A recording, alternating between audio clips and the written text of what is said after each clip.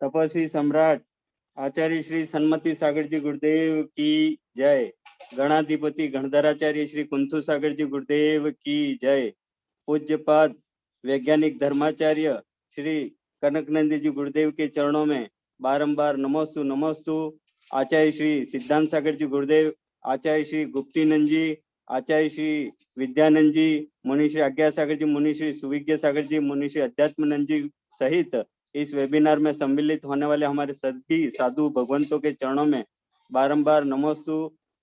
सभी हरिका माता जी के चरणों में वंदनामि। साथ ही इस स्वाध्याय कक्षा में शोभा बढ़ाने वाली गणिनी हरिका श्री सौहार्दमती माता जी, गणिनी हरिका आस्था श्री माता जी, सबके चरणों में वंदनामि।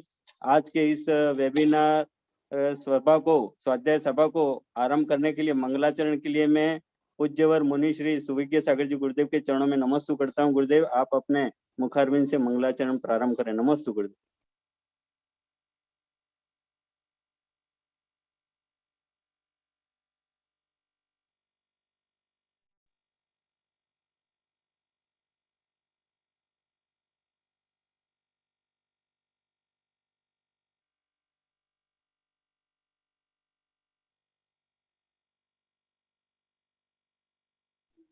वर्ण ऑडियो डिस्कनेक्ट करके वापस कनेक्ट करो।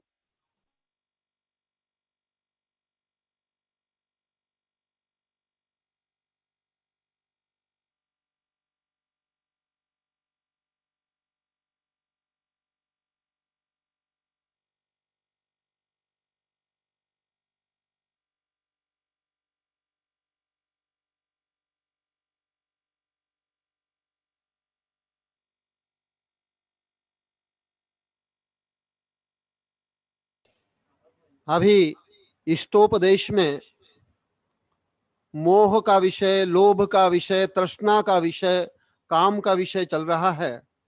तो इन तृष्णाओं का प्रतिफल क्या होता है, इस पर आचार्य श्री ने कविता सृजित की है। बड़ी तृष्णाओं का अंतिम फल असफलता। बड़ी मनोवैज्ञानिक कविता है। इसको सभी प्रतिभागी जन, श्रोताजन बहुत ध्यान से सुनेंगे, क्योंकि गुरुदेव की हर कविता बहुत शोधपूर्ण होती है, बहुत महत्व की होती है। बड़ी तृष्णाओं का अंतिम फल असफलता। बड़ी बड़ी तृष्णाएं पाला न करो, विफलता का फल खाया न करो, कटुक फल तुम खाया न करो। तृष्णा तृषा कभी शांत होती ही नहीं, भौतिकता सिंधु को पियो भी सही। समुद्र का पानी जब पिया जाता है, तृषा की वृद्धि अति होती जाती है। तृष्णा रूपी गड्ढा का राज यही है, जितना भरो उतना होता है खाली, जितना खाली करोगे भरेगा सही, संपूर्ण खाली से पूर्ण भरेगा सही। इसी रहस्य को जाने आध्यात्म ज्ञानी, इसी से परम सुखी आत्मिक ज्ञानी। बड़ी बड़ी तृष्णाएं पाला न करो, विफलता का फल खाया न करो। तृष्णा अग्नि शांत नहीं तृष्णा पूर्ति से, अग्नि ना शांत होती घृत पूर्ति से। तृष्णा की अग्नि उसे जला देती है, ज्यों इसमें घृत डाला जाता है। मृग मरीचिका से प्यास बिना बुझाए, मृग की मृत्यु होती जो पीछे जाए।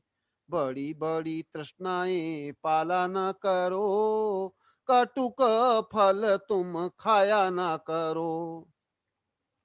सीता की तृष्णा से मारा राजा रावण, राज्य की तृष्णा से मारे कौरव गण। कृष्ण वध की तृष्णा से मारा है कंस, प्रतिहिंसा से भी मरा जरासंध। सिकंदर मरा राज्य प्राप्ति तृष्णा से, हिटलर मरा विश्व युद्ध तृष्णा से।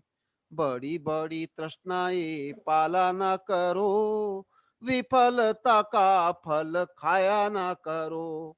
जो तृष्णा का दास बना हुआ है नाश, जो तृष्णा को दास बना बना संतोष, संतोषी सदा सुखी होता है, तृष्णा का दास सदा दुखी होता है। तीर्थंकर बुद्ध साधु सन्यासी जन, तृष्णा त्याग से बने आनंद घन। बड़ी बड़ी तृष्णाएं पाला ना करो, विफलता का फल खाया ना करो। तृष्णा से अतृप्ति उत्पन्न सदा होती, असंतोष वृत्ति भी उससे होती। इससे है दाहकता उत्पन्न होती, जिससे भौतिक प्यास उद्दीप्त होती। इसकी शांति हेतु होती अनीति, जिससे जीव की होती दुर्गति। बड़ी बड़ी तृष्णाएं पाला ना करो, कटुक फल तुम खाया ना करो। आत्मिक तृप्ति से होती तृष्णा शांति, जिससे जीव को मिले आत्मिक शांति। आत्मिक शांति से होती सर्व निवृत्ति, अन्याय अत्याचार शोषण वृत्ति। कनक नंदी चाहे आत्मिक शांति, प्रत्येक जीव को मिले आत्मिक शांति। बड़ी बड़ी तृष्णाएं पाला ना करो, विफलता का फल खाया ना करो। कटुक फल तुम खाया ना करो, बड़ी बड़ी तृष्णाएं पाला ना करो। जय बोलो परम पूज्य वैश्विक दृष्टि संपन्न आचार्य भगवंत श्री कनक नंदी जी गुरुदेव की। नमोस्तु गुरुदेव। परम पूज्य आचार्य भगवंत, हम सबके आराध्य श्रद्धा के सुमेरु श्री कनक नंदी जी गुरुदेव के चरणों में हम बारंबार नमोस्तु नमोस्तु करते हैं। हे गुरुदेव, इष्टोपदेश के इस महान ग्रंथ पर आपका जो स्वाध्याय, आपकी अमृत वाणी निरंतर जारी है गुरुदेव। आज आप हमको इस अमृत देशना से हम सबको लाभान्वित करें गुरुदेव। आपके चरणों में नमोस्तु। और राजमल जी भी गुरुदेव 2 मिनट में जुड़ने वाले हैं, तो आप अपने अमृत देशना प्रारंभ करें गुरुदेव। नमोस्तु गुरुदेव। नमः सिद्धेभ्यः, ओम नमः सिद्धेभ्यः, ओम नमः सिद्धेभ्यः। इष्टोपदेश में जो प्रकरण चल रहा है, उस प्रकरण में पुनः शिष्य प्रश्न करता है, पुनः शिष्य भोगोपभोग एति। पुनः शिष्य प्रश्न करता है, ये सत्ता संपत्ति विभूति आदि जो भौतिक तत्व है वो दुखदायक भले हो, परंतु जो भोग उपभोग है वो अहितकर क्यों है गुरुदेव, हमें ये बताइए। तो गुरुदेव इस जिज्ञासा का उत्तर आगे श्लोक में दे रहे हैं, श्लोक नंबर 17, और ऐसे ही 2-3 श्लोक एक साथ दे रहे हैं। उसको पहले वाचन करूंगा, फिर उसके बाद उसका विश्लेषण करूंगा। आरंभे तापकान प्राप्तो अतृप्ति प्रतिपादकान, अन्ते सदुष्टजान कामः कामः कसेवते सुधी। भवति प्राप्य यत्संगमम् अशुचिनी शुचिन्यपि सकाय संततापाय तदर्थ प्रार्थना वृद्धम्। यज्जीवस्य उपकाराय तज्जीवस्य अपकाराय, यद्देहस्य उपकाराय तज्जीवस्य अपकाराय। इन श्लोकों में आचार्य श्री बहुत ही मनोवैज्ञानिक कर्म सिद्धांत का वर्णन कर रहे हैं। और भी एक श्लोक को बोल देता हूं, इतः चिंतामणि दिव्यम, इतः पिन्याकखण्डकं ध्यानेन चतुर्वलम्बे वाद्यतां विवेकिनः। अब लोगों को हजार बार बता दिया गया है आत्मा में अनंत शक्तियां हैं, इसी प्रकार अन्य द्रव्य में भी अनंत शक्तियां हैं और उसी प्रकार पूतगल में भी वैभाविक अनंत शक्ति है।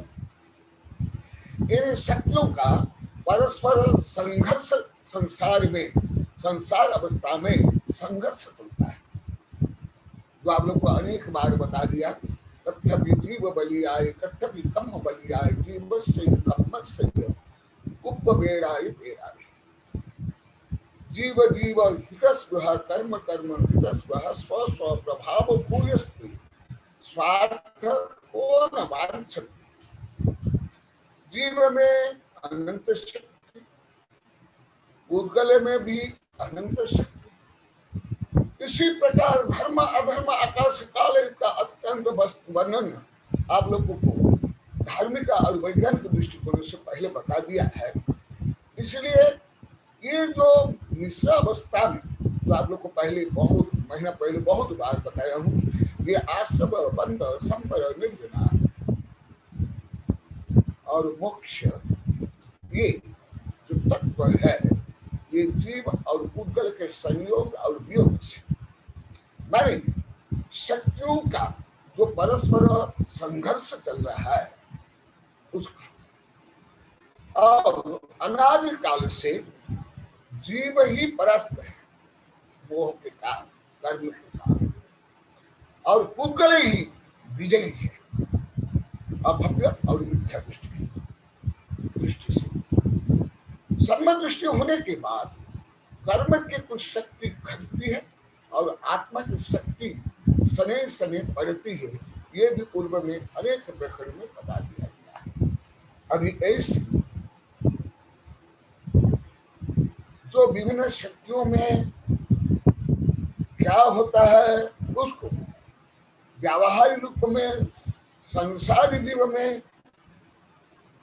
क्या होता है संसार जीव समझ नहीं पाते, परंतु सर्वज्ञ जानते हैं कि ये संसारी जीव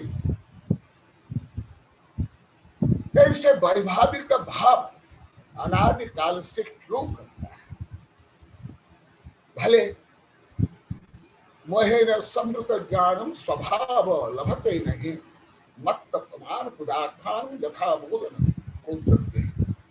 मोह से आवृत पराजित अभिभूत हुए जीव को स्वतत्व परतत्व आत्म तत्व परमात्म तत्व को नहीं जानता है।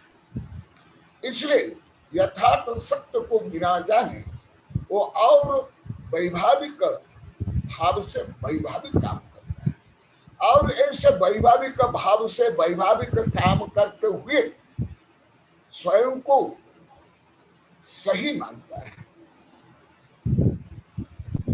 मोह महामद पियो अनादि, मोह महामद पी के यथार्थ स्वरूप को नहीं जानता, तो उसी विषय को आचार्य से विभिन्न श्लोक के माध्यम से विभिन्न दृष्टिकोण से बता रहे हैं। क्योंकि वस्तु स्वरूप अनिकष्टात्मक है, द्रव्य में अनंत गुण धर्म पर्याय होने के कारण अर्थात अनंत आयाम होने के कारण अनंत आयाम से वस्तु स्वरूप को समझना आवश्यक है। तो ये संसार में जैसे आप लोग तो सब जानते हो, जैसे कि भारतीय धर्म में, विदेशी धर्म में तो ऐसे नहीं है, भारतीय हर धर्म में उनकी जितनी शाखा प्रशाखाएं हैं, हजारों शाखा प्रशाखाएं है भारतीयों की, दिगंबर सत्यंबर हिंदू बौद्ध, तो सब में ये वर्णन है। उनके मूल ग्रंथ में मैं पढ़ा हूँ, पाली में, संस्कृत में, प्राकृत आदि में, कि संसार दुखपूर्ण है। आप लोग सब सुनते होंगे, स्कूल कॉलेज में पढ़ाया जाता है, परंतु उसका जो रहस्य है, संपूर्ण रहस्य, परम रहस्य केवल सर्वज्ञ ही जानते हैं। सर्वज्ञ ने जो कहा उसको हमारे पूर्व आचार्यों ने लिपिबद्ध किया, उस विषय को मैं आप लोग को बता रहा हूं। आरंभे तापकान प्राप्तो अतृप्ति प्रतिपादकान अंते सदुष्ट ज्ञान कामान कामन कह सेवते सुधि। ये जो काम भोग बंधक था, जैसे आप लोग को अनेक बार बताया हूं, सुधा परिचिदानुभूता सब्बस्वी काम भोग बंधक सुबलंब नबरी न सुलह।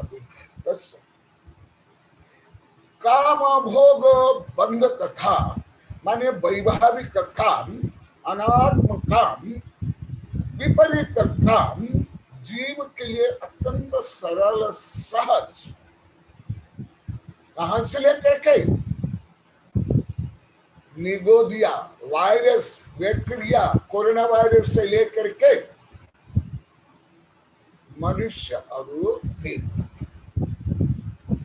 बिना ट्रेनिंग, बिना प्रशिक्षण, ये सब सरल सहज प्रवृत्तियां, इसको मनोविज्ञान में पार्श्विक प्रवृत्तियां कहते हैं।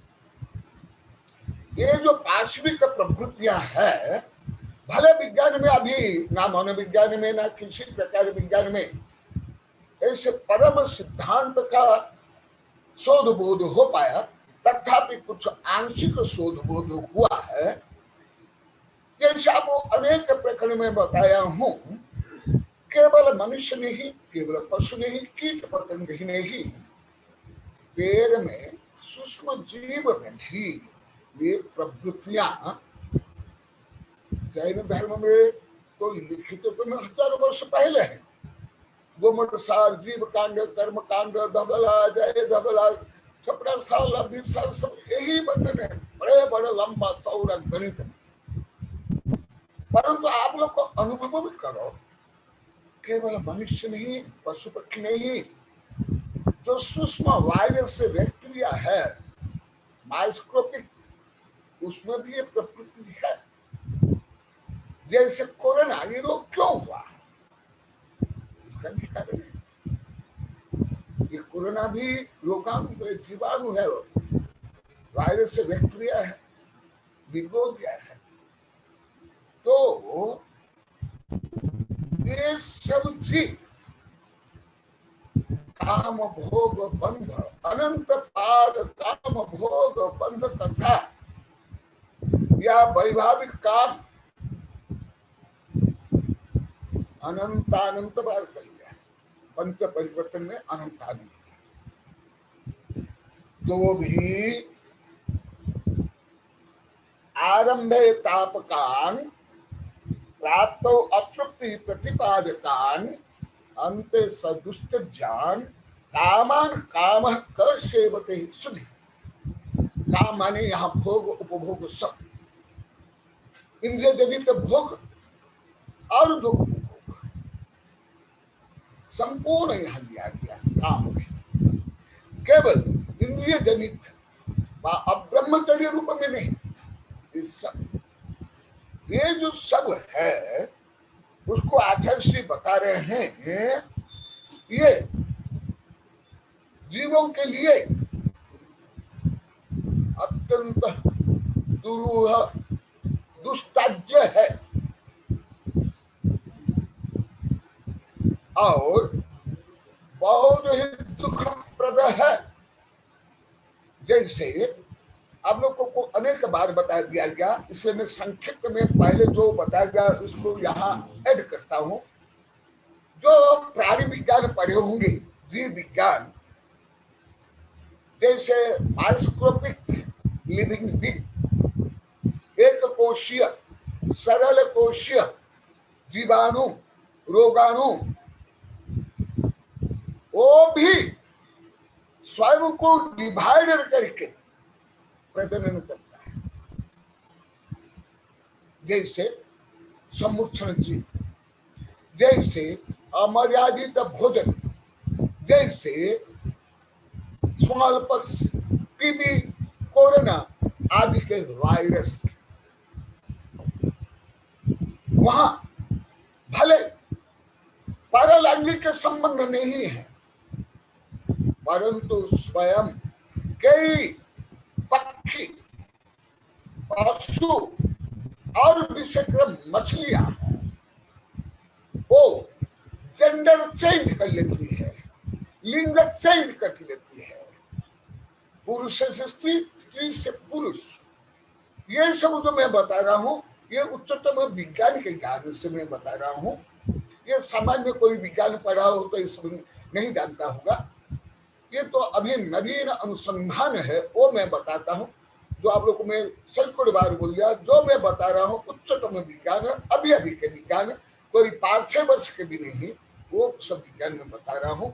और जैन धर्म अनादिकाल से लिपिबद्ध है। यहाँ तो आध्यात्म ग्रंथ, संक्षिप्त ग्रंथ, इसलिए अति संक्षेप वर्णन किया गया है। हमारे गोमट सार से लेकर धवला, जय धवला में अत्यंत विस्तार से वर्णन है, जो अभी विज्ञान में उसका अरबा खरबा भाव विज्ञान है।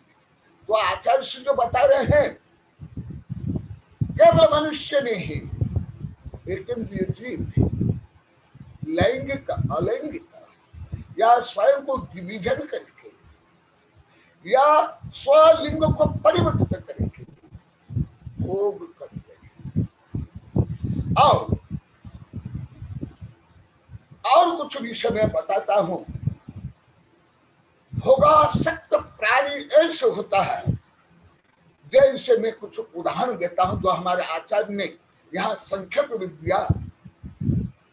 मकड़ी, जैसे मादा मकड़ी बड़ी होती है और नर मकड़ी छोटी होती है, और वो मादा मकड़ी संभोग करते हुए नर मकड़ी को खाती जाती है और पुण्य खा लेती है, और उससे जो गर्भधारण करती है वैज्ञानिक अनुसार वो अंडा को पोषण मिलता है।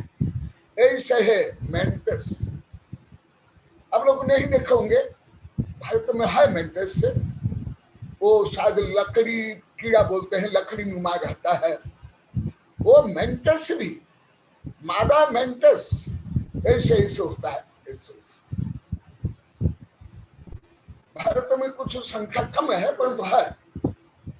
वो मेंटस जो आचार्य यहाँ बता रहे हैं, 3-4 व्याख्या में मैं उसको विभिन्न दृष्टि में विश्लेषण करके वैज्ञानिक दृष्टि से और धार्मिक दृष्टि से बता रहा हूँ।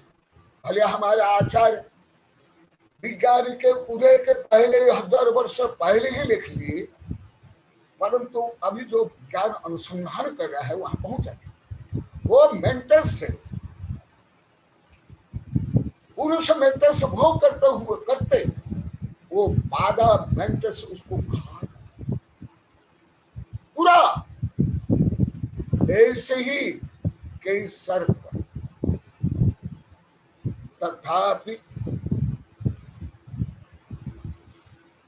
काम भोग से, जो हमारे आचार्य यहाँ बता रहे हैं, अंतसु दुष्ट ज्ञान। देखो, पशु पक्षी कीट पतंग भी काम भोग में इतने आसक्त वो मर जाते हैं, तथापि उस काम भोग को छोड़ नहीं पाते, और ऐसे जीव अनादिकाल से दुखी हो गए। और वे ऐसे बहुत है, परंतु मैं तो अभी कोई आप लोग को ना विज्ञान विस्तार से पढ़ाने वाला हूँ ना धर्म। ये तो संक्षेप में बता रहा हूँ।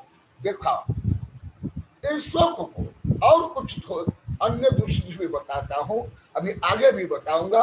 पहले सामान्य अर्थ कर लेता हूँ, जिससे आप लोग को ज्ञात होगा कि यह जीव वैभाविक भाव से, जैसे यहाँ के लोग आज भी बोले, कई हजार बार बोले, ऊर्ध्वम काम क्रोध लोभ मोह आदि को स्वभाव मानते थे।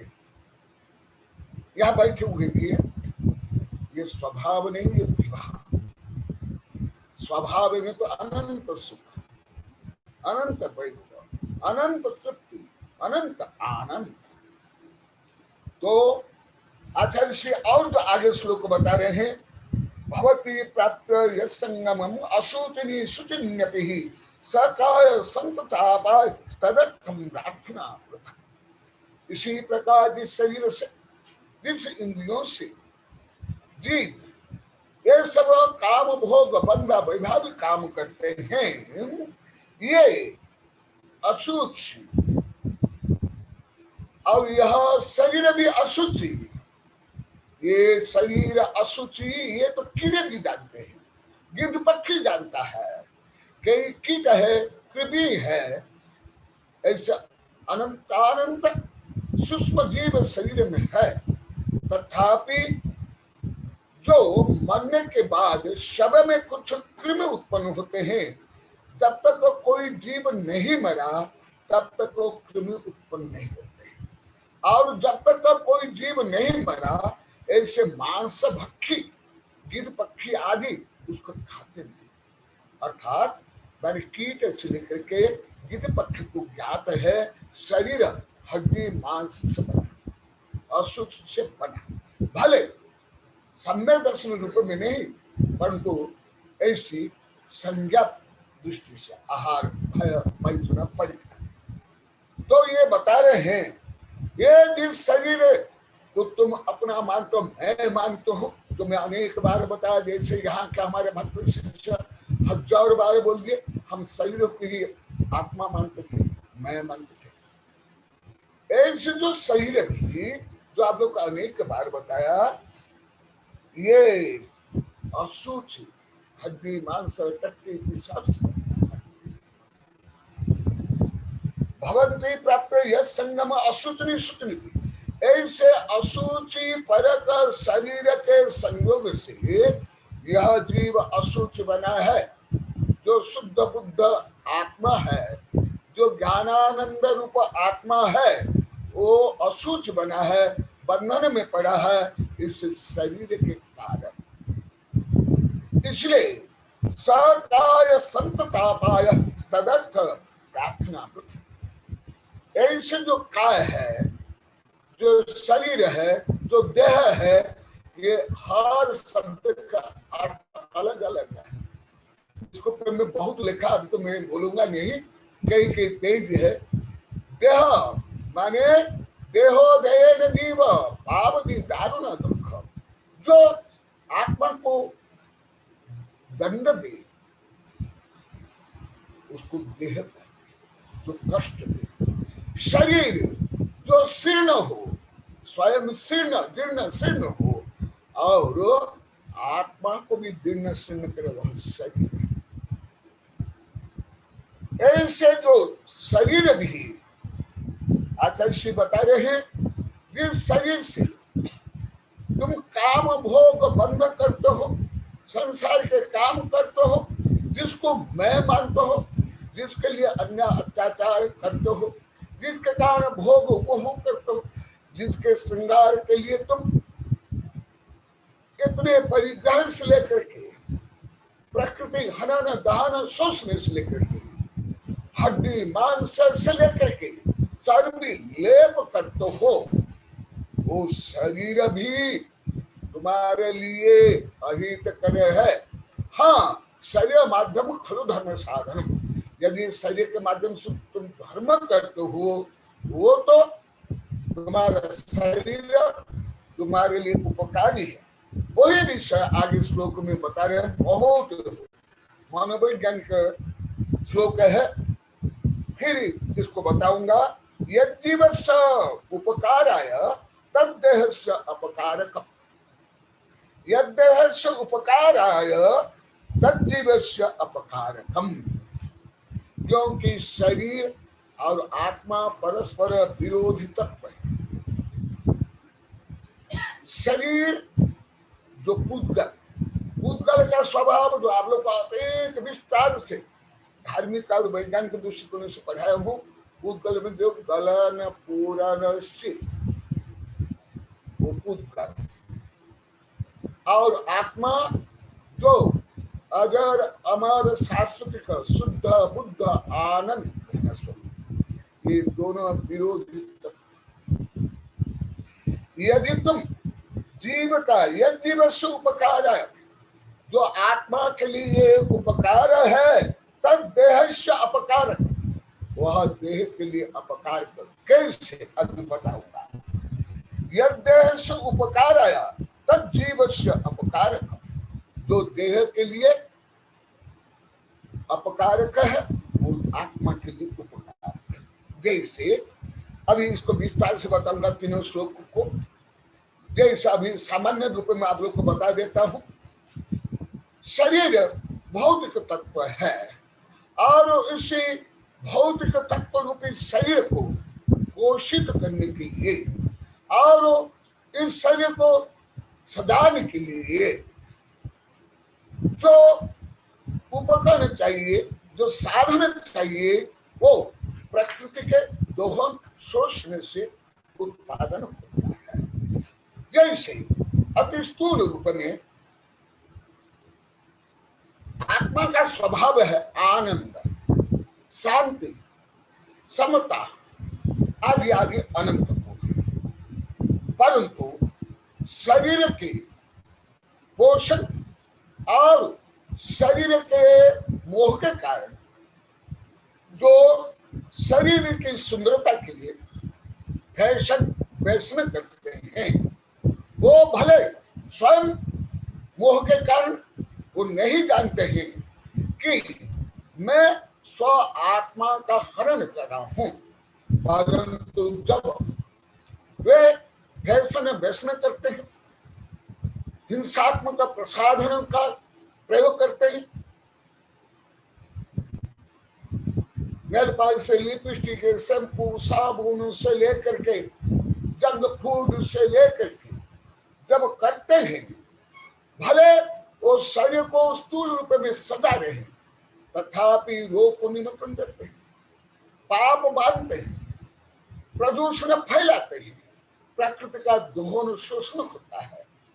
जितने प्रसाधन सामग्रियां है, ऐसे एक दिन पूछा गया था, परंतु मैं उत्तर नहीं दिया था, मेरे कुछ और वैज्ञानिक से उत्तर दिए थे, उस समय विस्तार से विभिन्न प्रकरण से बता रहा हूं।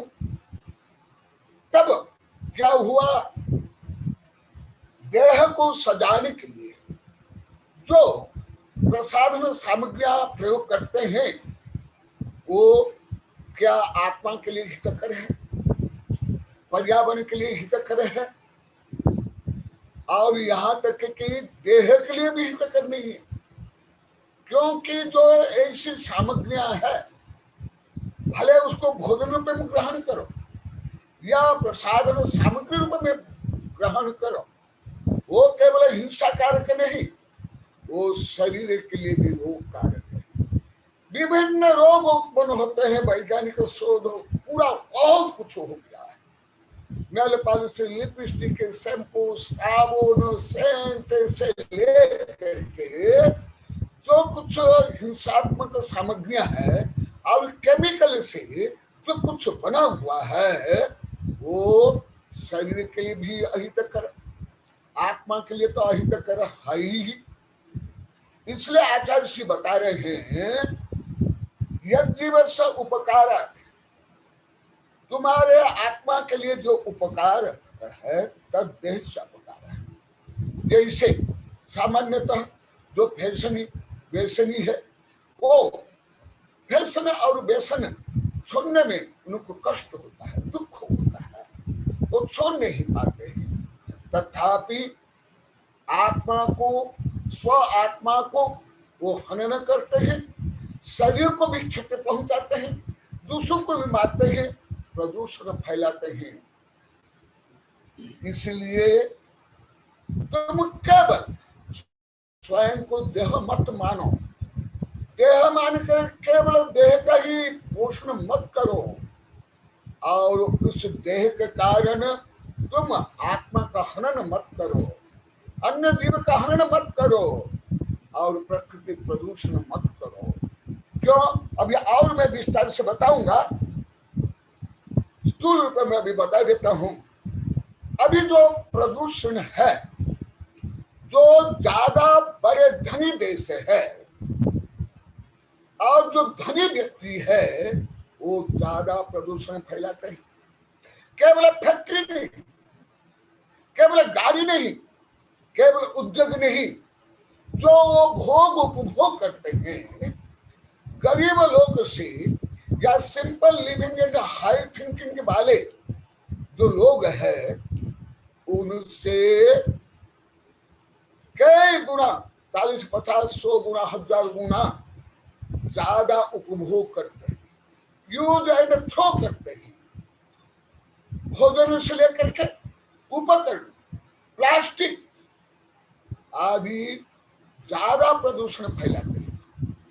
इसलिए जैसे अति स्थूल रूप में पहले 50-60 वर्ष पहले चीन गरीब देश था, भारत से भी गरीब देश था,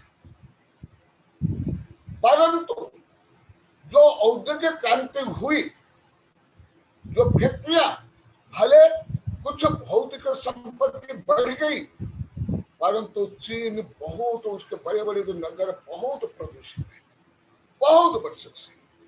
कई बार जो अभी नहीं, पहले भी ऐसे औद्योगिक देश है जहां अधिक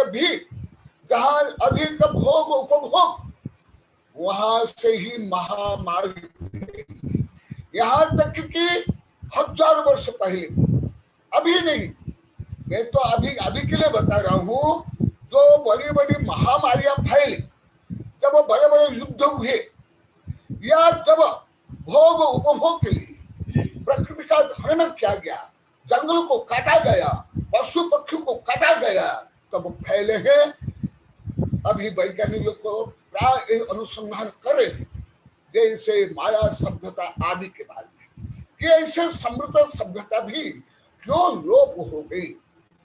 उसके कारण वहां अति दोहन हुआ, अति शोषण हुआ, जंगल को काटा गया, नदी को बांधा गया, पशु पक्षी को मारा गया। तो देखा हमारे आचार्य इतने वर्ष पहले बता दिए, अभी मैं सामान्य रूप में 3 श्लोक बता, अभी विशेष रूप में बता रहा हूं, क्योंकि वर्तमान युग सब मानते हैं, बोलते हैं भौतिक युग, टेंशन का युग, प्रदूषण का युग। तो उसका कारण इन 3 श्लोकों में आचार्य श्री ने सूत्रात्मक बहुत मार्मिक वर्णन किया, और उसको धार्मिक दृष्टि के साथ साथ, आध्यात्मिक दृष्टि के साथ साथ, प्रत्यक्ष और परोक्ष रूप में जो वर्तमान जो समस्याएं हैं, उन समस्याओं के बारे में बताया। इसलिए अभी इन श्लोकों को ही कुछ विस्तार रूप में जो संस्कृत टीका है, उस संस्कृत टीका के माध्यम से बता रहा हूं। अपि संकल्पिता कामः संभवन्ति यथा यथा, तथा तथा मनुष्याणां तृष्णा विश्वम विसर्पति। तो पहले भी बता दिया हूं पूर्व श्लोक में, जितनी जितनी आकांक्षाएं, तृष्णाएं, कामनाएं बढ़ती जाती है, वह तृष्णा विश्वम विसर्पति, वह तृष्णा कहाँ, पूरे विश्व में फैल जाती है। विश्व में जो आप लोग को अनेक बार बताया, विज्ञान में भी सिद्ध हो गया, मैं अनेक बार बता दिया, इकोसिस्टम से लेकर के, जो बटरफ्लाई इफेक्ट से लेकर के, जो चेन रिएक्शन, आचार्य श्री बता रहे हैं, तुम्हारी तृष्णा, तुम्हारी पाप प्रवृत्ति, तुम्हारी शोषण प्रवृत्ति, तुम्हारी भोग उपभोग प्रवृत्ति, ये विश्व में फैल जाए। और पहले भी कई बार बता दिया। तो इसलिए जो विवेक की है, जो समदृष्टि है, जो दयालु है, जो मुमुक्षु है, वो क्या करते हैं, इदम फलम यम क्रिया कारण एष क्रम जयो अयम अनुसंगत फलम इदम अक्षेयम मम अयम सुहृदयम दिशन् प्रयति देश काल विमा विति प्रतिर्वितर्कयन् प्रयतते बुधो नेतरः। इसलिए विवेकियों को, दयालु धार्मिक व्यक्तियों को कोई भी काम जब करते हैं उस समय में ऐसे विचार करना चाहिए। इदम फलम, इससे सुकृत या दुष्कृत, इस पुण्य या पाप का फल क्या, फल क्या, इसकी क्रिया क्या, इसके कारण क्या, और इसमें दोष क्या, इसका क्रम क्या, इसमें व्यय क्या, व्यय अयम अनुसंगतम, और इसके आनुषंगिक फल क्या, माने बाई प्रोडक्ट या साइड इफेक्ट क्या, फलमिद, इसका फल क्या, और मेरी दशा क्या, दशेयम मम, मेरी दशा क्या, अयम सुहृदयम, ये मेरे सुहृदय, ये मेरे शत्रु, प्रयति देश काल विमामिति, देश काल द्रव्य क्षेत्र काल क्या, प्रति विचर्कयन, ये सबको अत्यंत विभिन्न दृष्टिकोण से सतर्कता से विचार करना चाहिए। जैसे पहले विज्ञान में अहिंसा को लेकर के, प्रकृति संरक्षण को लेकर के पहले इतना शोध बोध कुछ नहीं हुआ था। उस समय तो उद्योग को बढ़ाने के लिए ही एटम बम, न्यूक्लियर बम को ही बहुत महत्व दिए। मैं आप लोग को एक दिन बताया था, स्वयं आइंस्टीन और ओपेनहेगर वो स्वयं पगले हो गए एटम बम के। उनने जो एटम बम बनाया और हिरोशिमा नागासाकी के ऊपर जो डाला गया और इतने लोग मरे, विध्वंस हुआ, वो पगले हो गए, विक्षुब्ध हो गए। इसी प्रकार जो डायनामिट का आविष्कारक है नोबल, वो भी दुखी हो गए थे और उनको पत्रकार मृत्यु के सौदागर बोलते थे। पहले सेकंड वर्ल्ड वॉर तक वैज्ञानिकों ने अहिंसा के लिए, पर्यावरण सुरक्षा के लिए ज्यादा कोई काम नहीं किया। उसके बाद जो सेकंड वर्ल्ड वॉर हुआ और ये सब विध्वंस का प्रवृत्तियां प्रकृति से लेकर मनुष्य में रोग, टेंशन, ये सब अनुसंधान करके इस श्लोक में जो बताया सब भले सर्वज्ञ भगवान ने बताया, हमारे आचार्य ने लिखा, परंतु अभिप्राय के रूप में विज्ञान में ज्यादा हो रहा है। आप लोग को जो उच्चतम विज्ञान पढ़े होंगे, पढ़ रहे होंगे, वैज्ञानिकों को समुद्र के नीचे जाते हैं तो 200-300 मीटर नीचे जाकर के अनुसंधान करते हैं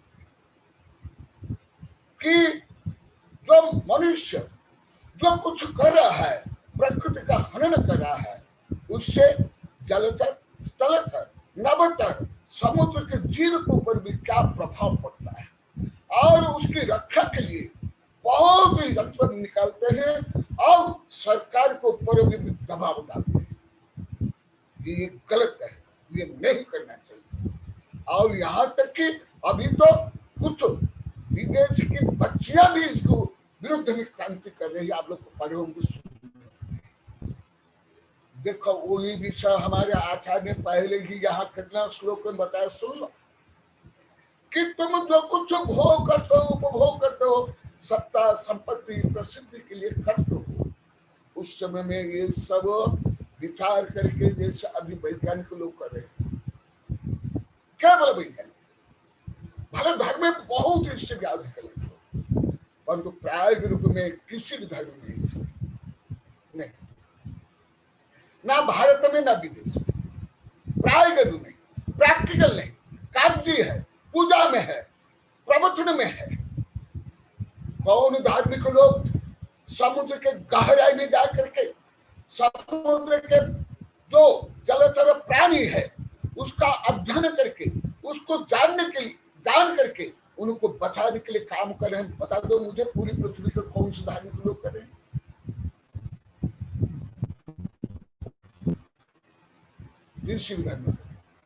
है तो स्वागत, धन्यवाद।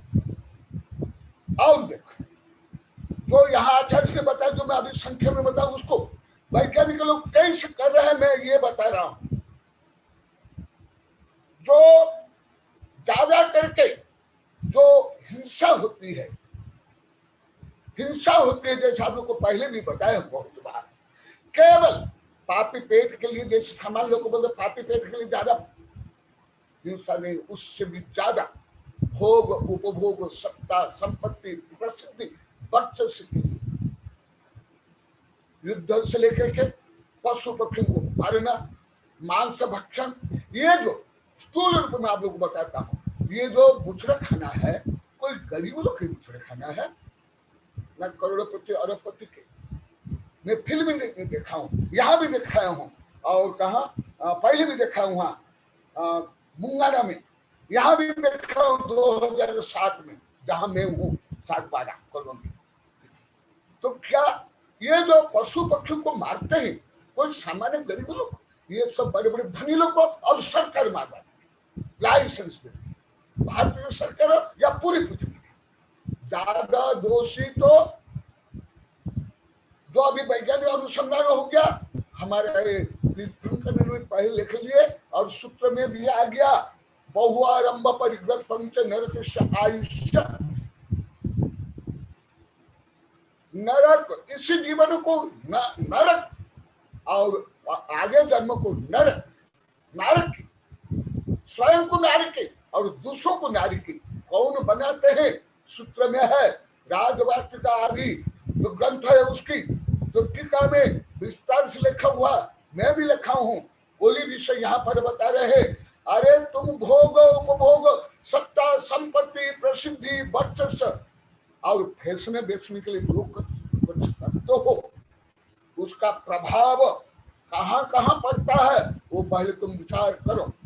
देखो कितना गहन श्लोक, देखो सुन लो, यह फल है, यह क्रिया है, ये कारण है, इसका प्रतिफल ये है, इसका व्यय ये है, मेरी दशा क्या है, दूसरे की दशा क्या है, द्रव्य क्षेत्र काल भाव क्या है, ये सब देखना चाहिए। देश अभी वैज्ञानिक लोग को कर पूरा प्रायोगिक रूप में कर रहे, अन्य कोई भी थोड़ा बहुत ऐसे कर लेंगे, धार्मिक क्षेत्र में आदि आदि थोड़ा प्रसाद बांट देंगे, थोड़ा क्या करते हैं आदि आदि भोजन दे देंगे, परंतु पूरे पृथ्वी को बचाएंगे, पूरे पृथ्वी को अपना परिवार प्रायोगिक रूप में, केवल भले वो आध्यात्मिक दृष्टि से ऐसे नहीं जानते हैं, परंतु प्रायोगिक रूप में ऐसे। मैं तो यही रोज पढ़ रहा हूँ, रोज देख रहा हूं कि एक पशु, एक पक्षी, एक समुद्र का भी यदि कोई पशु को मारा जाता है, भले गेंडा हो, हाथी हो, मछली हो, हेल मछली हो, तो उसका प्रभाव किस प्रकार प्रकृति के ऊपर पड़ता है और मानव समाज के ऊपर पड़ता है। पूरा यही अनुसंधान इतना कष्ट सहन करते हैं हमारे देश में, किसान मजदूर सभी कभी इतना कष्ट सहन नहीं करते, इतने मोटे मोटे कपड़े पहनते हैं जिसको भारत में लोग फैशन रूप में, जीन रूप में वो पहनते हैं, पोंदो में यहाँ वहां पॉकेट रखते हैं, बिना कारण फटा हुआ पहनते हैं। ये क्या है? वो जो वैज्ञानिक लोग को इतना श्रम करते हैं उनके लिए रखना चाहिए, तो इन्होंने जागा में वो पॉकेट बनाते हैं, जेब बनाते हैं, उसमें रखते हैं, काम करते हैं तो कपड़ा फट जाता है, तो उसका अभियान करना, परंतु कितना परिश्रम कर रहे हैं, ये सब सोच करके वो लोग कर रहे हैं, पूरी पृथ्वी को, पूरे मानव समाज को, पूरे प्राणी जगत को बचाने के लिए। और वैज्ञानिक ने अनुसंधान कर लिया, जो मैं अभी बताया कि ये सब बड़े बड़े उद्योगपति, धनपति, भोगी, उपभोक्ता वाली ज्यादा करते, कई गुना कचरा फेंकते वो लोग, गरीब लोग को नहीं। जैसे आप लोग को जंगल में गए होंगे, हम तो बिहार के तो जंगल में भी जाते हैं, तो जंगल में आदिवासियों का घर रहता है, तो मैं देखता हूँ आदिवासी के घर के आस पास इतने पेड़ रहते हैं, इतने साफ सुथरे रहते हैं, पशु पक्षी रहते हैं, कोई गंदगी नहीं रहती। और आप लोग देखो नगर में कितनी गंदगी, कितना प्रदूषण। देखो हमारे आचार्य पहले बोलते तुम कुछ भी भोग करो, उपभोग करो, उस समय में तुम्हें सब विचार करना चाहिए, सोचना चाहिए। यही विषय जो पहले में बताया, और ऐसे विषय और भी कुछ मैं बताता हूँ। ये जो मैं बताया ये हमारे आचार्य ने बताया, दिगंबर आचार्य ने। अभी जो मैं बता रहा हूँ ये हिंदू भर्तृहरि जो मैं कल परसों बताया था, हमारे जो आचार्य ज्ञानानंद के कर्ता सुमचंद्र आचार्य, उन्हीं के भाई। फिर आगे देखो सब बने, वो क्या बोलते हैं देखो, भोगान भुक्ता वयमेव भुक्ता, तपो न तप्तम वयमेव तप्ता, कालो न जातो वयमेव जाता, कृष्णा न जीर्णा वयमेव जीर्णा। जो हमारे आचार्य ने बताया उसको वो सरल रूप में बता रहे हैं। ये जो भोग उपभोग की सामग्री, उसके लिए जो दोहन शोषण आदि होता है, करते हैं जीव, स्वयं राजा थे, भक्त स्वयं राजा थे, उनके भाई भी राजा राजकुमार थे, ये आप लोग को जानते हो। और आगे जाके विरक्त हो गए, ये भी आप लोग को पढ़े होंगे। ज्ञानानंद की जो प्रस्ताव में बहुत इसका वर्णन है, वो बता रहे हैं जो भोग करते हैं वो भोग नहीं करते हैं, भोग ही उसको भोग लेते हैं। देखो सुन लो कितना सुंदर रूप का अलंकार रूप में, भोगा न भुगता वह में भुगता, और स्वयं को लेकर के बता रहे हैं मैं भोग नहीं भोग रहा हूं, भोग ही मुझे भोग रहा है। कोई शराब नहीं पता, शराब ही उस शराब को पी जाती है। इसी प्रकार कोई नशा करता है तो या किसी प्रकार पाप करता है तो पाप ही इसको भोग। भोगा न भुगता वयमेव भुगता, तपो न तप्त वयमेव तप्ता। मैं तप नहीं कर पाया, इसलिए इच्छा निरोधक प्रवृत्ति तप नहीं करने का न जो मेरी तृष्णा है, जो मेरी आसक्ति है, मेरी पाप प्रवृत्ति, उसने ही मुझे उत्तप्त, उन सब ने मुझे मिलकर उत्तप्त कर दिया, मुझे कष्ट दे रहे हैं। कालो न जाता वह में जाता है, काल नहीं गया, मैं ही बीत रहा हूं। जैसे कल मैंने बताया था, कोई 100 वर्ष का मान लो कि 20 साल का हो गया तो उसके 20 साल कम हो गया, जो जैनाथा ने बताया। अर्थात अभी 100 वर्ष उसकी नहीं है, बुद्धिमान आयु 80 वर्ष। इसलिए कालो न जाता वह में जाता, और तृष्णा न जीर्णा वयमेव जीर्णा। आचार्य श्री हमारे जो आचार्य श्री बताया उसको ही प्रकरण तो से बता रहे हैं। ये तृष्णा कभी शांत नहीं होती है, इसलिए तृष्णा न जीर्णा वयमेव जीर्णा।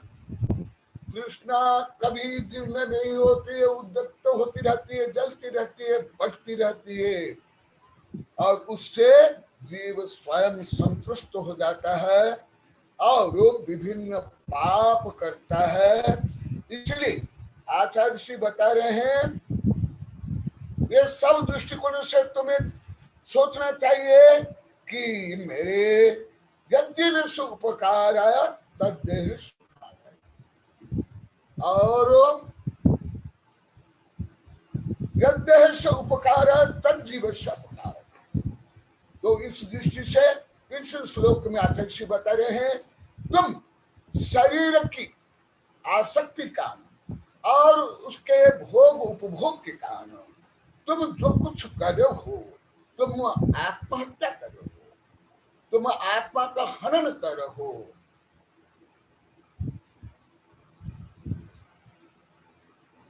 हाँ कौन बोल रहे हैं? हाँ वो तो इसलिए कोई भी हम कर नहीं रहे।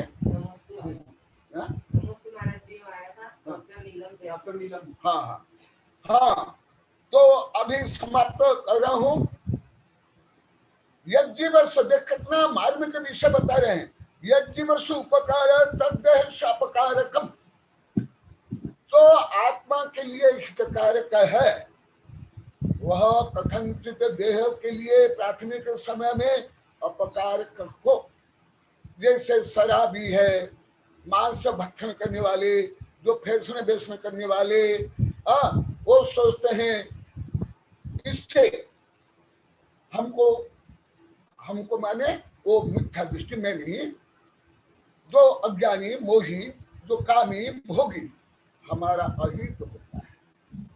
परंतु आचार्य बोले हैं यद देहस्य उपकाराय तद जीवस्य अपकाराय। ये दोनों विरोधी तत्व है।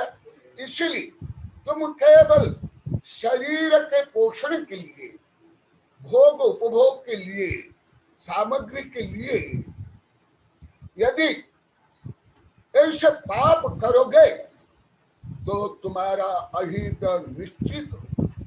और कल जैसे मैं बताया था और अभी भी बताया, तुम केवल स्वयं का अपकार कर नहीं बनोगे, तुम दूसरों का भी करोगे, क्योंकि परस्पर उपग्रह जीवन।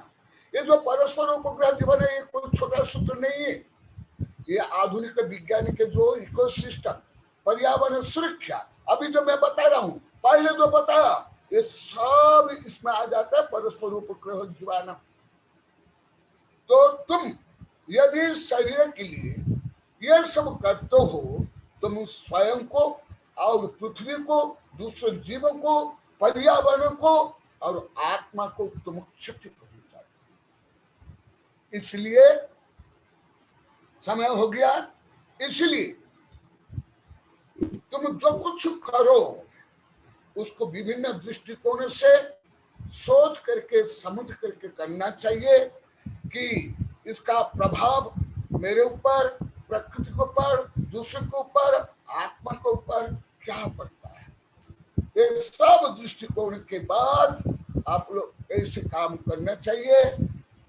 अन्यथा तुम तो इसलिए बहुआरंभ परिग्रह पंच नरक ऐसे बहु आरंभ परिग्रह भोग उपभोग करके तुम नरक योग्य कर्म बांधते हो और नरक में जाओगे और इस पृथ्वी को तुम नारक बना दोगे। इसी प्रकार आचार्य ने भोग उपभोग को लेकर के, शरीर को लेकर के और परिग्रह को लेकर के ये सब वर्णन कर रहे हैं।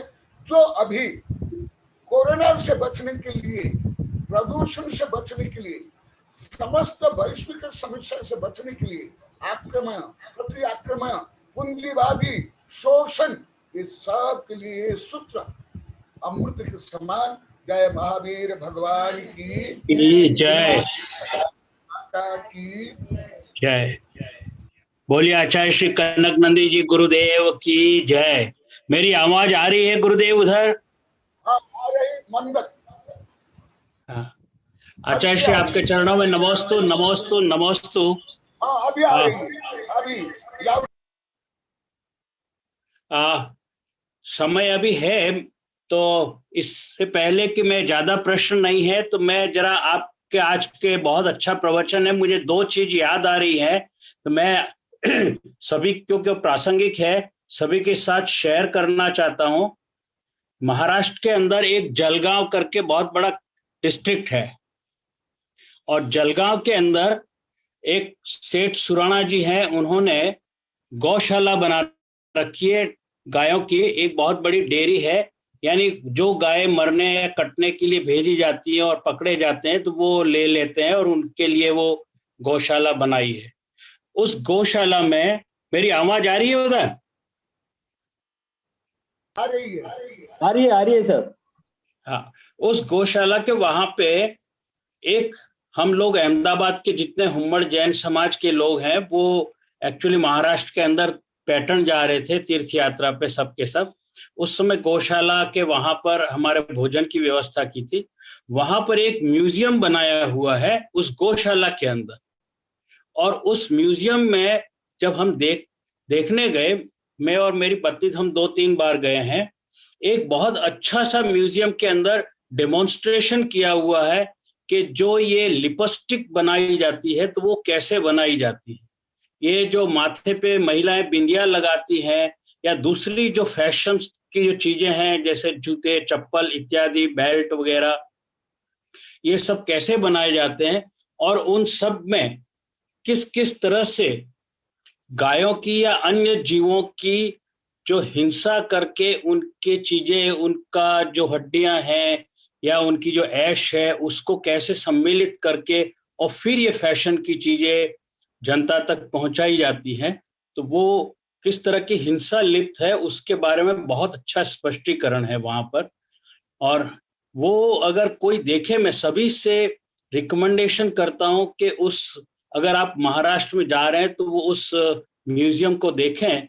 बहुत बड़ा फैशनेबल म्यूजियम नहीं है, लेकिन उसके पीछे जो जैन यथार्थ की हमारे जो भावार्थ हैं जैन धर्म के, वो बहुत अच्छी तरह से कहे गए हैं। तो एक तो ये बात कहनी थी कि फैशन की कोई भी चीज है तो वो वास्तव में हिंसा से लिप्त है। दूसरी चीज जो अभी आचार्य श्री ने श्लोक के माध्यम से कहा, वो मुझे नहीं बराबर सुनाई दिया कि कौन से आचार्य श्री ने कहा वो श्लोक, लेकिन लिखा है, लेकिन उसके जो भाव थे वो आचार्य श्री ने ये कहा कि वो जो भोग की जो चीज है वो भोग की चीज ही भोगी को खा जाती है, उनका आशय ये था कहने का। और उसके पीछे जो साइंटिफिक लॉजिक है आचार्य श्री, वो बहुत बड़ा है कि रिसर्च से ये पता लगा कि ये भोग की जितनी भी चीजें हैं वो कोई अजीब चीजें नहीं है, वो भी एक जीव का ही प्रारूप स्वरूप है, मतलब it is a structure of life only. जैसे कि शराब है, हम उसको अजीब नहीं मान सकते, शराब तो जैविक चीज है। और वो जितनी भी चीजों की, जैसे लोग गुटखा खाते हैं तो वो भी एक तरह से जैविक चीज ही बन जाती है। और वो तो जैविक चीज जो है वो जो भोगी है, जो कर रहा है, जो लेता है, तो उसको वो ही करता है। यानी जीव ही जीव को खाने की जो प्रक्रिया है, जो जैन धर्म के आगम में कहा गया है, तो वो इस तरह का एक साइकिल जो है पूरा का पूरा इस प्रकृति के अंदर चलता रहता है। और इसकी वजह से अगर हम ये अभिमान में रहें कि मेरे को तो बहुत अच्छा शौक है, मैं तो ये करता हूँ वो करता हूँ, लेकिन किसी भी चीज का अति उपयोग, अति भोग जब वो नीड से ग्रिड में बदल जाता है तो पर्यावरण उसकी वजह से प्रभावित होता है। तो ये आपने आज इष्टोपदेश में बहुत अच्छी बातें बताई, मुझे भी याद आ गया। तो इस बारे में नीड टू ग्रिड जब हो जाता है तो बेंगलोर में भी एक अच्छा सा म्यूजियम है। ये सब चीजें जो है साइंटिफिकली प्रूव हो चुकी हैं। जो महात्मा गांधी ने कहा था कि प्रकृति के पास सब कुछ है आपका जीवन चलाने के लिए, आपके जीवन की आवश्यकताओं को पूरा करने के लिए, लेकिन प्रकृति के पास आपकी लालच को पूरा करने के लिए नहीं है। आपने शायद प्रवचन में भी ये बात कल या परसों कही थी। सो अभी जो कुछ भी हो रहा है और जो कुछ हुआ है, कोरोना भी आया है इस पूरे विश्व में, वो इस धीरे धीरे 19वीं सदी से जो औद्योगिकरण हुआ, यानी 18वीं सदी, 19वीं सदी, 20वीं सदी और अपनी चरम सीमा पर जब चला गया, तो आप देखिए, ठीक है चाइना ने किया भी होगा, लेकिन इसका प्रभाव पूरे विश्व में इसलिए कि कोई भी राष्ट्राध्यक्ष पर्यावरण का बारे में फैसला लेते थे तो वो उसको मानने के लिए कोई तैयार ही नहीं था, उसको इम्प्लीमेंट करने को कोई तैयार नहीं है। मैंने आपको बताया था उस दिन की कितनी तरह की प्रजातियां जो है वो समाप्त हो चुकी है। तो हमारा जो मनुष्य है वो एक ऐसा जीव हो गया है कि वो किसी बात जानता सब कुछ है लेकिन मानने को तैयार नहीं है, और यही उसकी ग्रीड है, यानी मोर एंड मोर डिजायर, उसकी इच्छा, उसकी जो है वो कि मुझे और अधिक चाहिए और अधिक चाहिए, और वो लालच में बदल गई। उस ग्रीड का परिणाम है ये कोरोना वायरस। मुझे आज बहुत दुख हो रहा है आचार्य श्री आपकी नोटिस में लाते हुए कि कल 3 लाख से अधिक केस भारत में आए, और ये तो सरकारी आंकड़ा है। गैर सरकारी आंकड़ा कहते हैं कि कल की तारीख में एक दिन में 10 लाख केस भारत में आए थे, और 1 लाख के लोग मर चुके हैं, और शायद अभी 1 महीने के अंदर मैं खुद आपके सामने साक्षी हूं कि पिछले 7 दिनों के अंदर अंदर मेरे परिचित, मेरे मित्र, मेरे जान पहचान के लोग और रिश्ते में लगभग जो 50 लोगों की डेथ हुई, और 50 में से लगभग 23 जो है वो जैन थे, यानी आधे के करीब जैन हो चुके हैं। बल्कि 50 के 54 लोगों की आज का दिन मिला लूं तो 54 लोगों की डेथ हो चुकी है। तो ये जो है, आपने बहुत बहुत अच्छा मार्मिक प्रवचन दे रहे हैं, और बहुत ही वैज्ञानिक प्रवचन है ये जो, और इसको विज्ञान की दृष्टि से ही देखा जाना चाहिए। आपके चरणों में बारंबार नमोस्तु नमोस्तु नमोस्तु गुरुदेव।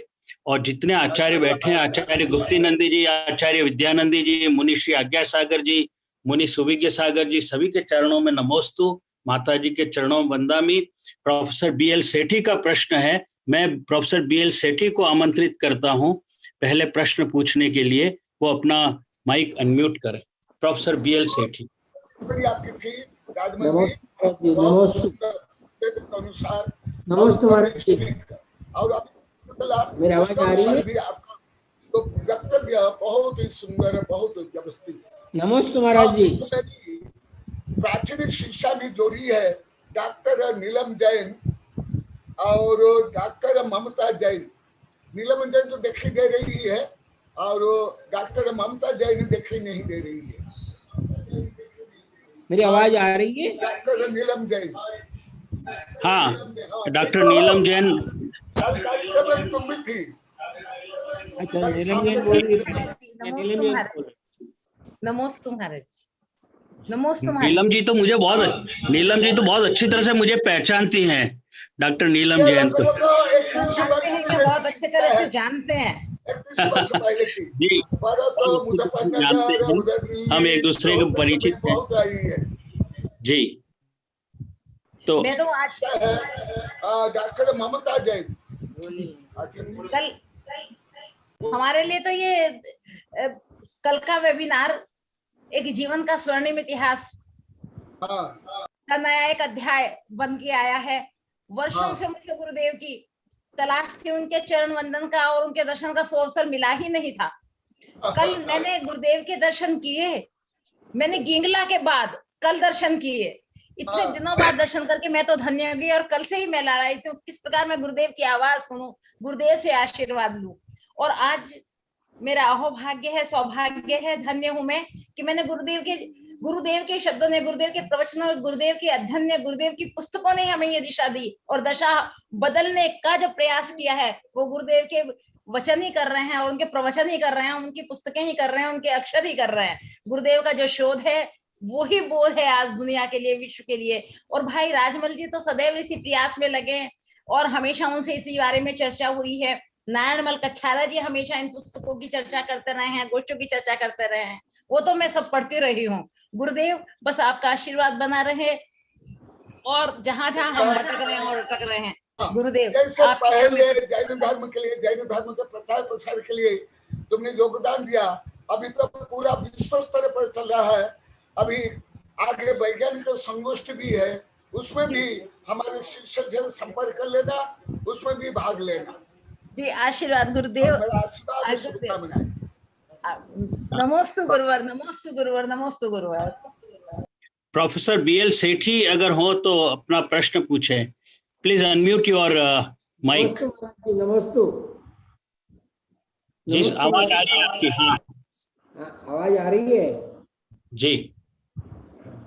महाराज जी, आज आपका उद्बोधन इतना बढ़िया हुआ, और उसको एक्सप्लेन प्रोफेसर राजमल जी जैन ने ऐसा कर दिया, सबके समझ में आ गया। आज आपका प्रवचन इतना अच्छा था इस शोक देश के ऊपर, जो मार्मिक रूप से वैज्ञानिक दृष्टिकोण से आपने सारा। आज मुझे एक बात याद आ गई, हिरोशिमा और नागासाकी जो विश्व युद्ध के अंदर खत्म हो गए थे, आज वो देश जो है जापान इतना ज्यादा विकसित हो गया, और उस विकसित होने के पीछे क्या कारण रहा है, और इतना सारा मतलब विध्वंस हुआ, और विध्वंस होने के पीछे क्या कारण जैन धर्म के हिसाब से आप जो है थोड़ा सा आप बता सकते हैं विज्ञान के दृष्टिकोण से, कि कैसे कैसे हिरोशिमा नागासाकी जो है खत्म हुए और उसके बाद जापान किस तरह से जो है वो उन्नतिशील हुआ और आज की तारीख में बहुत बड़े उन्नतिशील देशों में उसका नाम है। तो क्या ऐसा पुण्य का प्रभाव उस देश में पड़ा जिसके कारण से वो इतना उन्नतिशील हुआ। और आपका प्रवचन तो बहुत अच्छा था, बहुत बढ़िया था और हृदय को स्पर्श करने वाला था। गुरुदेव, मैं आपसे किन शब्दों के अंदर कहूँ, मेरे पास कोई शब्द नहीं है। मैं तो आज गदगद हो गया। अब मैं उसके बारे में क्या प्रश्न पूछूं।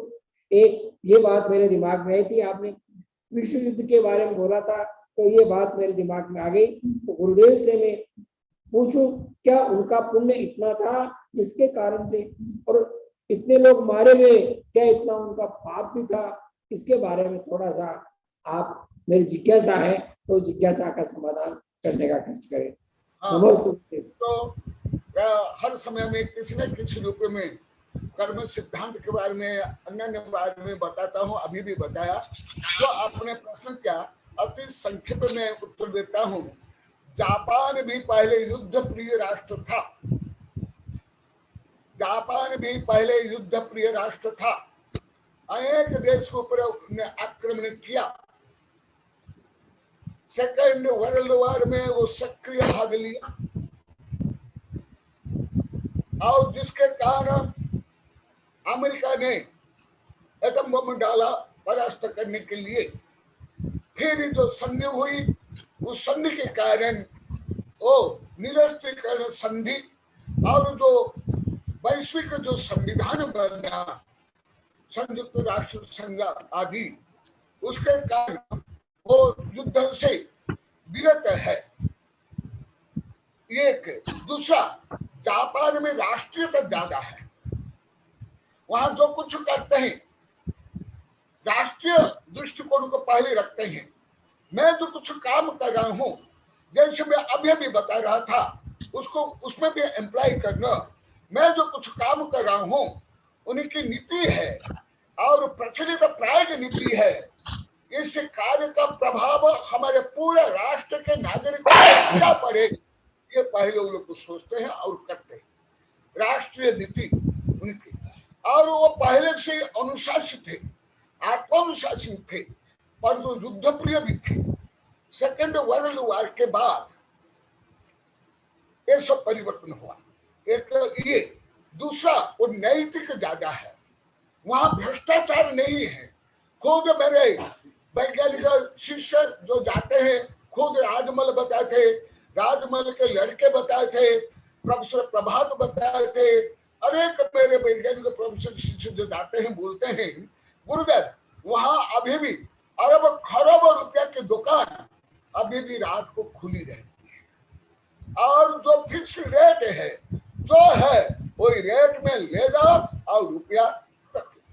और वहां कोई भी चीज जहां भी पड़ी रहती है या कोई भूल जाता है वो वहां ही पड़ी रहेगी, अथवा वहां के लोग या जो प्रशासन के लोग उसको लेकर सुरक्षित जगह में रखते हैं।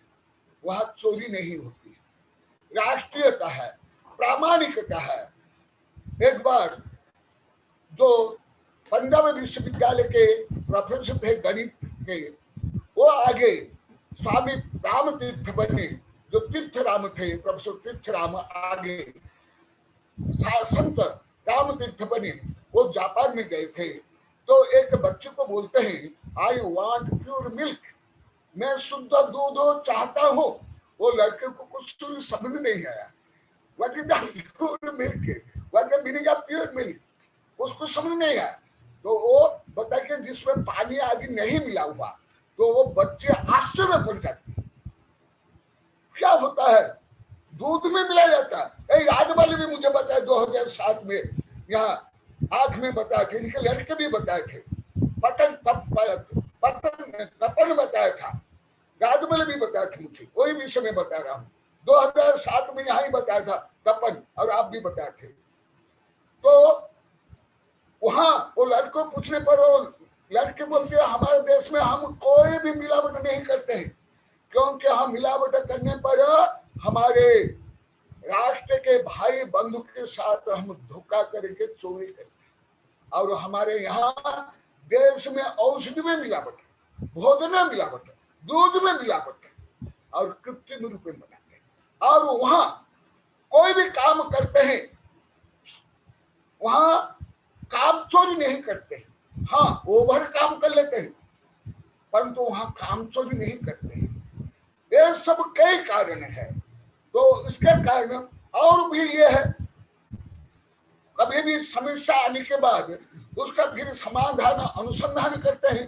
तो पहले जो युद्ध प्रिय जापान था, जापान तो कई देश को ऊपर आक्रमण कर लिया था। चीन जैसे सेकंड वर्ल्ड वॉर का प्रमुख जापान था एक पक्ष में, तो वो युद्ध भी छोड़ दिया।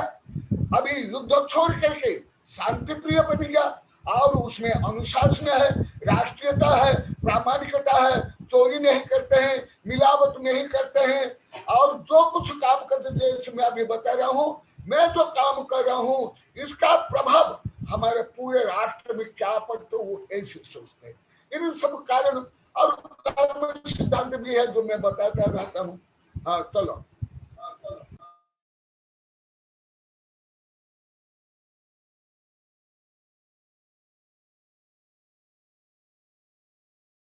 नमस्ते महाराज जी, मेरी आवाज आ रही है उधर? हाँ, आएगी आएगी। हाँ, बीच में मेरे आजकल मतलब अहमदाबाद में बार बार क्या इंटरनेट को जो है डिस्टर्ब करते रहते हैं गवर्नमेंट की ओर से। मेरा इंटरनेट भी चला गया था। हाँ, अभी प्रश्न किसी का बाकी है? महावीर जी कोटा। महावीर जी का। महावीर जी, जरा आपको आमंत्रित करता हूँ और आप अपना माइक अनम्यूट करें और अपना प्रश्न पूछे। Please ask your question. जय महावीर जी, जय जिनेन्द्र। नमस्ते गुरुदेव। नमस्ते नमस्ते गुरुदेव। अरावली पर्वतमाला में लोग इतने तृष्णा के वशीभूत होकर के वह पहाड़ के पहाड़ खा गए और वहां पर अब उसका दुष्परिणाम ये हुआ कि वह सारा डार्क जोन में आ गया। वहां पर पानी की इतनी कमी हो गई कि ट्रेन से पानी जाता है गुरुदेव। तो ये आदमी की इतनी तृष्णा हो गई और उनके परिवारों को देखें तो उनके बच्चे आत्महत्या करके मर रहे हैं। उस जो उन्होंने वो पैसा कमाया है प्रकृति को दोहन करके, तो आज उनके परिवार जो है सुखी नहीं है, परंतु फिर भी ये तृष्णा खत्म नहीं होती है गुरुदेव। मेरा और कोई प्रश्न नहीं था। नमस्ते। सही बोले, मैं खुद भी देखा हूँ, आज पेपर में भी आया है, पेपर भी आया और कुछ दिन पहले भी आया था यही कि राजस्थान में केवल 4 जिला में पानी है और सब सूख गया, और कुछ 3-4 जिला में। और ये विषय भी आया, कई पहाड़ को खा डाले, राजस्थान में कितने 32 पहाड़ों को, और आज भी आया सब पहाड़ को पत्थरों को भी खा डाले। एकदम वही चल रहा है, यही हमारे भगवान ने कहा है। उसको प्रायोगिक रूप में वैज्ञानिक दृष्टिकोण से विचारना चाहिए। केवल रटरटैया अहिंसा, रटरटैया अपरिग्रह से क्या होता है, प्रायोगिक होना चाहिए। सही है, एकदम सही है। तृष्णा का तो कोई एंड है ही नहीं। यही तो मैं आपसे बार बार सभी को कह रहा हूं कि I need more, I need more. और ये कोई भारत में नहीं, पूरे विश्व में अभी यही हो गया है कि बस नीड हैज बिकम ग्रेड। जो आवश्यकता थी वो लोभ लालच तृष्णा में बदल गई है। आचार्य श्री, अगला प्रश्न है किसी का? जीवराज जी जैन है या? हाँ, प्रश्न पूछिए। नमस्ते गुरुदेव। जस्सू भाई। नमस्ते गुरुदेव। हाँ, आपकी आवाज आ रही है, पूछिए पूछिए। नमस्ते गुरुदेव, नमस्ते गुरुदेव, नमस्ते गुरुदेव। गुरुदेव, प्रश्न है और मन की वेदना भी है। गुरुदेव, आपने आज भोग के बारे में बताया और एक बात आपने बताई कि मैं भोग नहीं भोग रहा हूँ, अभी तो भोग मुझे भोग रहा है। मुझे बहुत हृदय में समा गई ये बात। और गुरुदेव, मैं एक बात आज के संदर्भ में कहना चाहूंगा। आपने अभी कई जीवों की हत्याओं के बारे में बताया और भोग के बारे में बताया, तो मेरी मन की एक वेदना है। मैं इसे अच्छी तरह जानता हूँ, सही जानता हूँ, यह तो मैं नहीं कह सकता, पर आप जरूर जानते हैं, तो मैं आपके सामने रख रहा हूँ। गुरुदेव, अभी मैंने कुछ समय पहले गूगल पर आइसक्रीम के बारे में सर्च देखी, जिसमें आइसक्रीम बनाने के लिए अंडा को भी रॉ मटेरियल के रूप में बताया गया। तो गुरुदेव, मैं चाहता हूं कि आजकल पार्टियों में भोजन का मेनू बन गया है, तो इस पर प्रतिबंधित करने के लिए कोई आवाज उठानी चाहिए या नहीं, एवं आप द्वारा भी इस विषय में जानकारी दी जाए एवं जागृत किया जावे कि यह मांसाहारी पदार्थ है, इस पर उसका भोग बंद किया जावे, ऐसा मेरी भावना है। गुरुदेव, ये आपके समक्ष रखा, इसमें आप जो भी मार्गदर्शन दे वह मेरे लिए उपयोगी होगा। नमस्ते गुरुदेव। और सही पीड़ा है, और ये मैं पहले से जानता हूँ, मैं लिखा भी हूँ मेरी किताब में, और मैं बोलता भी हूँ, पढ़ाता भी हूँ, बताता भी हूँ।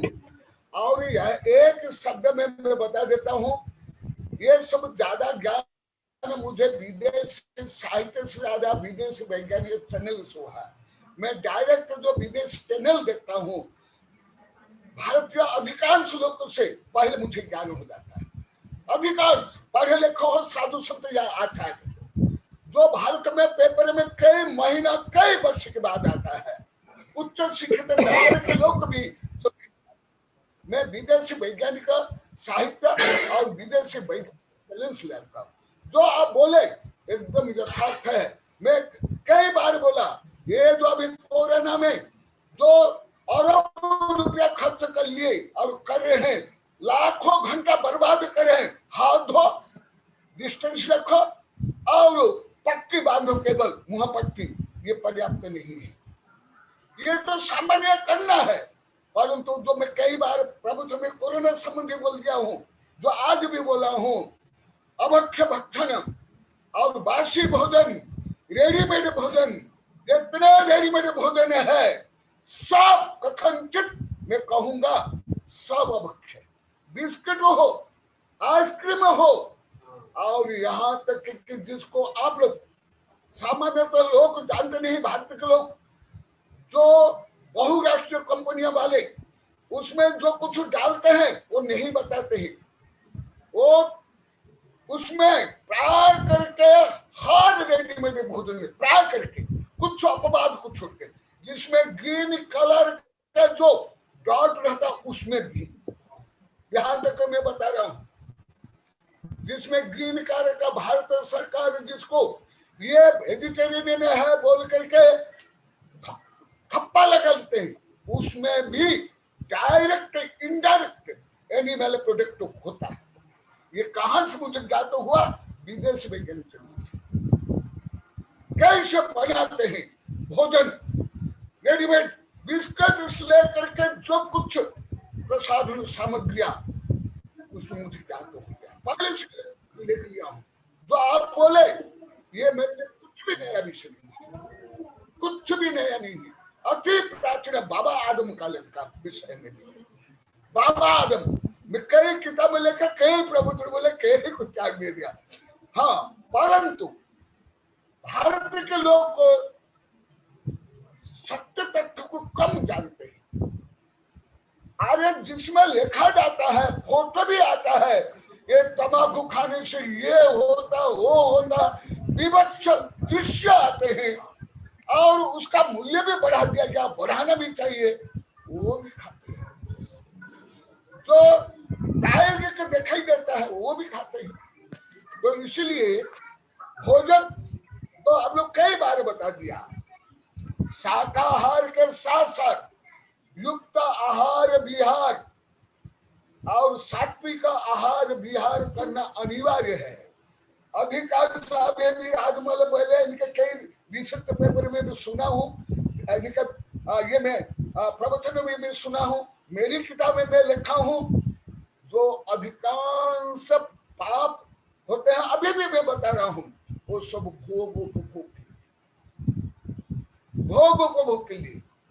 और कई उसमें कारण है, अज्ञानता भी है, मोह भी है, आलस्य भी है, प्रमाद है। स्वयं को आधुनिक बताना चाहते हैं, स्वयं को पढ़ा लिखा बताने के लिए भी ये सब करते हैं। मेरा अनुभव है, हम पढ़े लिखे हैं, हम नगर के हैं, हम ये नहीं खाएंगे, हाँ रेडीमेड फूड नहीं खाएंगे, जंक फूड नहीं खाएंगे, हम सब जंगली हो जाएंगे, आदिवासी हो जाएंगे, अनपढ़ हो जाएंगे, पिछड़ा हो जाएंगे, ऐसे भ्रांत धारणा अधिकांश की है, अब अधिकांश की। तो एकदम आपके पीड़ा और आपकी भावना बहुत अच्छा है, स्वागत योग्य है। आपने यहाँ प्रश्न किया तो मैं कुछ विस्तार से उत्तर दिया, दूसरों को भी समझना चाहिए, क्योंकि सबको विज्ञान का ज्ञान नहीं है, विज्ञान का बहुत कम ज्ञान है, वो भी रटने का विज्ञान का ज्ञान, वो प्राचीन ज्ञान, परंतु आधुनिक तो विज्ञान ज्ञान बहुत अच्छा है, पूरा धर्म के पास आ रहा विज्ञान। हाँ, उसका जो साइड इफेक्ट हो रहा है, फैक्ट्री, अस्त्र शस्त्र, एटम बम, प्रदूषण, वो छोड़ करके सेकेंड वर्ल्ड वॉर के बाद, आइंस्टीन के बाद अभी का विज्ञान बहुत अच्छा है। तो वो विज्ञान का भी ज्ञान होना चाहिए। भारत के लोग को उसमें क्या लिखा हो वो भी पढ़ते नहीं, और चित्र भी होता है और लिखा भी जाता है तो भी खाते हैं। तो केवल सरकार भी नहीं दोषी है, स्वयं भी दोषी है, कंपनी वाले भी दोषी, लालच और जो अभी चल रहा है ये सही है, जो भी सुन रहे हैं। इसलिए वैज्ञानिक अनुसार भले हम लोग को कई बार बताया, पहले मेडिकल साइंस बोलता था कुछ भी खाओ, कोई भी रोग हो, केवल इंजेक्शन ले लो, टेबलेट ले लो या ऑपरेशन कर लो, परंतु अभी विज्ञान भी सिद्ध हो गया, भोजन का क्या प्रभाव, भाव का क्या प्रभाव, बहुत सिद्ध हो गया मनोविज्ञान से पर्यावरण में। तो इसलिए धर्म के साथ साथ विज्ञान को भी सही रूप में समझना चाहिए। विज्ञान को केवल फैशन रूप में, दिखावा रूप में, ढोंग रूप में करते हैं, परंतु जो विज्ञान है उनमें जो दया है, करुणा है, साकार है, पर्यावरण सुरक्षा, जीव रक्षा, इसको अधिकांश समझते नहीं, केवल रख लेते हैं, पास हो जाते हैं अधिकांश स्टूडेंट। मुझे कई विज्ञान के स्टूडेंट भी बोल दिए, गुरुदेव यहाँ के स्टूडेंट कई जगह हम विज्ञान के लिए पढ़ते हैं नंबर लेकर पास होने के लिए। अभी एक छोरी भी हंस रही है तो बोलिए कहीं से नहीं होना चाहिए। सही है, सही बोला आप जी आचार्य श्री, आपने बिल्कुल सही कहा, और इनकी जो पीड़ा है वो बहुत सही पीड़ा है, उनका अभिनंदन करते हैं। लेकिन प्रत्येक चीज के अंदर अगर आप देखें तो ब्रेड जो है बेकरी से आते हैं, बेकरी के जितने प्रोडक्ट्स हैं, और जो जन्मदिन के लिए, शादी की सालगिरह पे जो केक आती है, उस केक के अंदर भी अंडा और दूसरी चीजें भी रहती हैं। मैं तो सभी को सावधान करने के लिए अपने प्रवचन जो है अहिंसा के विज्ञान के अंदर कहता ही हूँ, और हमें हर चीज का ध्यान रखना ही चाहिए। और दूसरा, ये जो बड़ी बड़ी मेगा कंपनियां हैं, बड़ी बड़ी बिजनेस कंपनियां हैं, न केवल दवाइयों में, न केवल भोजन के अंदर यही चीजें, हिंसात्मक चीजें यानी दूसरी जैविक चीजें डालते हैं, यानी पशु पक्षियों की जो मांस या हड्डियां वगैरह, बल्कि जो दवाइयां बनती हैं, कोई भी दवाई, लगभग 90% दवाइयों के अंदर ये सब चीजें रहती हैं, चाहे वो एलोपैथिक हो, यहाँ तक कि ये कहा गया कि आयुर्वेदिक जो भस्म वगैरह है उनमें भी गाय की हड्डियों के चूर्ण को डालना जरूरी होता है, ये कह करके उनमें भी ये होता है। बहुत ही अच्छा प्रवचन आचार्य श्री आपने दिया, आपका बहुत बहुत अभिनंदन, और हमें बहुत ज्ञान से प्रभावित हो रहे हैं, ज्ञान अर्जित कर रहे हैं आपके प्रवचनों से, और कोशिश कर रहे हैं कि प्रत्येक बात के पीछे के विज्ञान का जो पहलू है वो भी समझें। अब चूंकि समय हो चुका है, हमें इसका समापन करना है। आपके चरणों में बारंबार नमोस्तु नमोस्तु नमोस्तु भगवान, और कल फिर से हम 3:25 पे जुड़ेंगे आपके इसी इष्टोपदेश की श्रृंखला को आगे बढ़ाने के लिए। बोलिए आचार्य भगवान श्री कनक नंदी जी गुरुदेव की जय। बोधि समाधि परिणाम सिद्धि। अच्छा,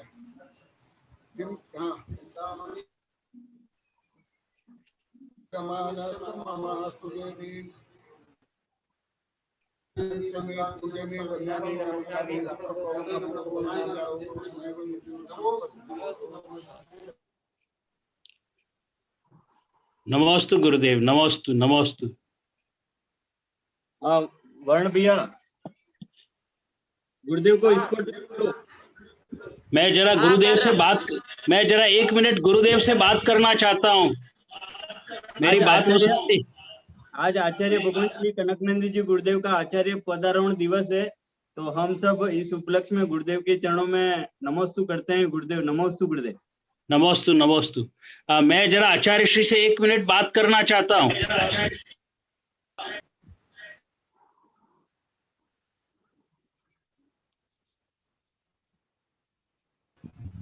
आचार्य श्री आपसे देखिए कुछ। महाराज जी मेरी आवाज आ रही है?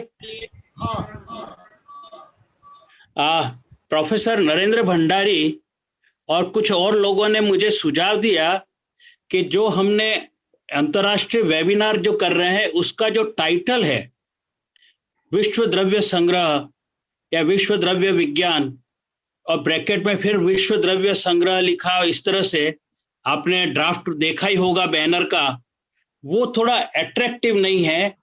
हम उसके बजाय कोई अच्छा आकर्षित टाइटल होना चाहिए। तो मैं आपके सामने खाली एक टाइटल आपको प्रपोज करता हूं, प्रस्तावित है, आप देखिए विचार करिए अगर आपको अच्छा लगता है तो। क्योंकि विश्व का अर्थ आप जो यहाँ पे कह रहे हैं वो पूरा ब्रह्मांड ही है जहां तक मैं सोचता हूं। और आपकी एक पुस्तक उसी के ऊपर ही थी, ब्रह्मांड के रहस्य, विश्व के रहस्य करके। तो मैं अगर इसका टाइटल इस जो है इस वेबिनार का ब्रह्मांड के रहस्य रख दें तो ज्यादा अच्छा लगेगा, ऐसा मेरा प्रार्थना है। और दूसरा ये कि हम ब्रैकेट में जरूर अंदर कहीं लिख सकते हैं कि आचार्य भगवान श्री कनकनंदी जी द्वारा विरचित ये इसके ऊपर ये ब्रह्मांड के रहस्य नाम से मतलब संगोष्ठी होगी, ऐसा। तो टाइटल है वो थोड़ा सा मिस्ट्रीज ऑफ द यूनिवर्स लिखेंगे ना, मिस्ट्रीज ऑफ द यूनिवर्स, तो थोड़ा सा अट्रैक्टिव रहेगा, लोगों को पसंद भी आएगा। सही है, स्वागत है।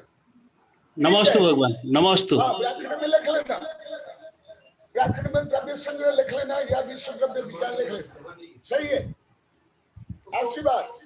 हाँ नमस्ते, नमस्ते भगवान, नमस्ते भगवान, नमस्ते। राहुल बेटा अभी सबको जय जिनेंद्र करवा दो और फिर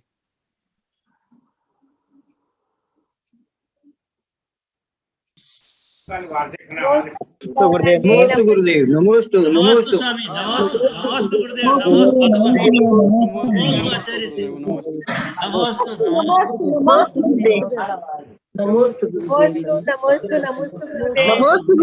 गुरुदेव, सभी को जय जिनेंद्र। जसू भाई जय जिनेंद्र। તમે બી આવોગા। नमस्ते गुरुदेव, नमस्ते नमस्ते नमस्ते नमस्ते गुरुदेव, नमस्ते गुरुदेव, नमस्ते गुरुदेव, नमस्ते नमस्ते नमस्ते गुरुदेव,